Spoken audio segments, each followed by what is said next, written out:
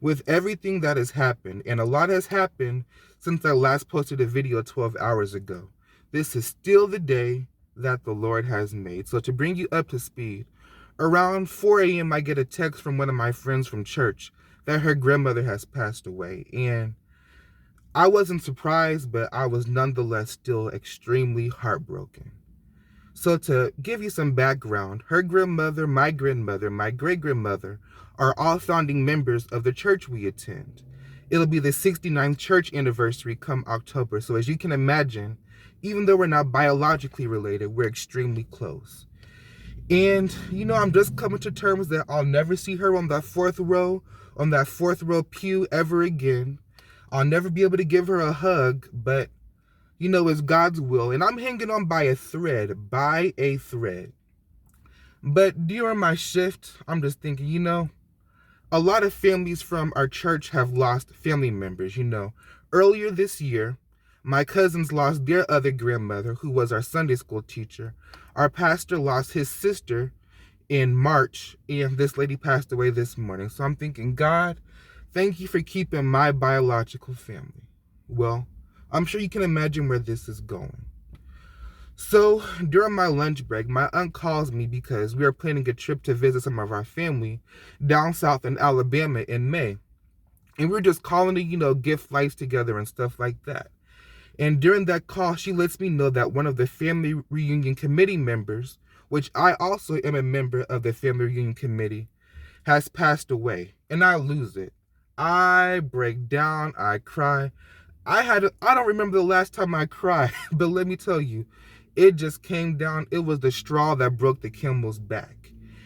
And it was not easy. After work, I called my great aunt, my grandpa's sister, who's also a family reunion chair, to see how she was doing.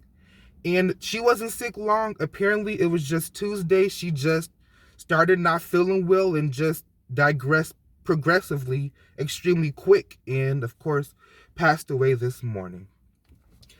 But let me just say this, with everything that has happened, this is still the day that the Lord has made. Work went relatively smooth. With everything that happened, I was able to work my full shift. I didn't break down as much as I wasn't all the way myself, but I was able to get through my job. Let me mention this as well. In the previous video, when I talked about how I don't see my grandmother, I don't see her on weekdays. I definitely try to go over there at least once a week. But we're about to go over there and have a family night, before everybody comes to town and just talk about what has happened in the last 24 hours since I last was over there. It's still the day that the Lord has made, so we're just going to rejoice and be glad in it. Now, these next couple of weeks are going to be extremely hard. Both funerals are going to be extremely hard. But God built us for it. God built us for it, so it's going to be okay. It's going to be okay. I'm going to cry. I just know I'm going to cry. But that's healthy. I'll say this. After I cried, I just felt better. Like I was just holding so much stuff in. And just crying just gave me that release. Also, I can be glad about that I never have to check on her again. And when I say I never have to check on her, I don't have to worry about how she's doing. I know she's with Jesus now. I know both of them are with Jesus now.